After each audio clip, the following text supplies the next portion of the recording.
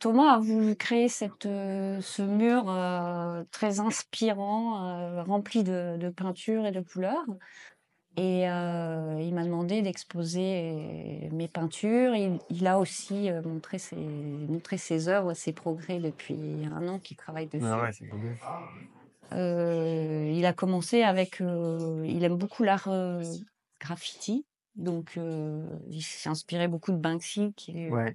très politiquement engagé. Et donc, il a continué ses recherches et il est tombé sur des artistes comme Dr. Joke qui est lui plus inspiré du digital et toujours dans des couleurs qui pètent, quoi, je pense. Là, on voit qu'on est connecté. Voilà, là on voit qu'on est connecté. C'est génial. Là aussi, il y a toujours le logo Louis Vuitton qui est en contraste avec en fait le mur abîmé. Les deux mondes.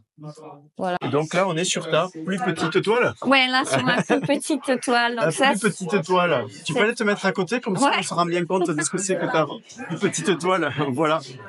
C'est ouais, j'arrive à la déplacer quand même avec la le bras écarté. plus petite toile de Ina. Ouais. Alors là, on a plein de détails.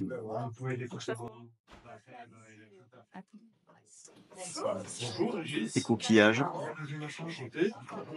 Donc là, cette toile fait partie de la toile des croyances. Ouais. Donc j'en ai représenté 8 sur toutes les planètes.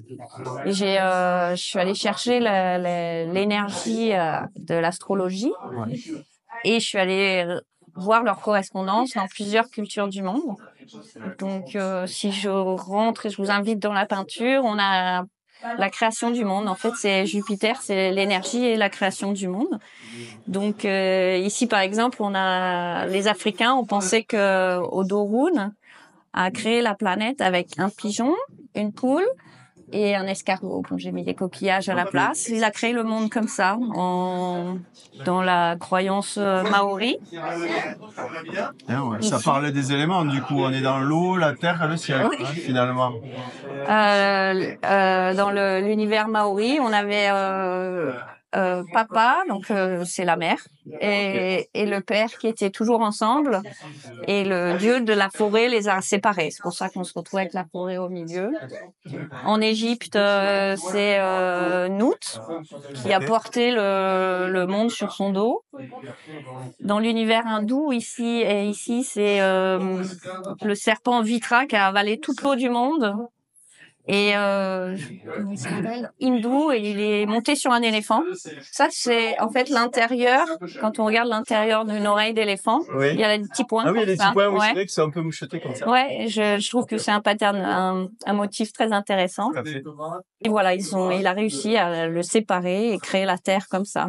Ensuite, là, j'ai commencé une série qui est beaucoup plus texturée. Moins de messages. Parce que mes messages sont en général très riches, très... Tu t'es laissé aller au pinceau. Oui, en fait, j'ai travaillé avec du plâtre. Ça, c'est on voit qu'il y a de la matière. Ouais. Il faut être devant, des fois, pour le voir. On voit mieux quand on est devant la caméra, mais effectivement, il y a de la matière. Et après, ça, on est plus dans l'univers de Thomas, qui... Là, c'est Thomas. Ok. Ouais, sous celle-ci, Et signé Tommy. Signé Tommy, c'est Thomas. Ok, super. C'est Thomas qui commence à jouer avec des couleurs un peu plus pures. Ouais. Et qui aime beaucoup les pochoirs aussi, donc l'univers graffiti. Voilà, celle-ci, c'est une des miennes texturée aussi avec du plâtre et du sable aussi.